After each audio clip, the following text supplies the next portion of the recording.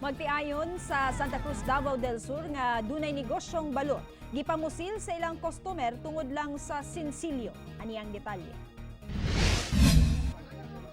Nagkadugo ang magtiayon nga sila Celso Gado ug asawa niing si Remedios human gipamusil silang customer sa ilang balutan sa Kinukol, Barangay Darong, Santa Cruz, Davao del Sur sa milabing gabi.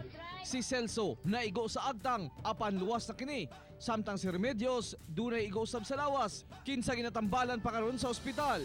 Pagtan-aw nako hagba na sila, wala ko kabalo nga sila ba ang kuan. Oh, nanawag na lang kog tabang.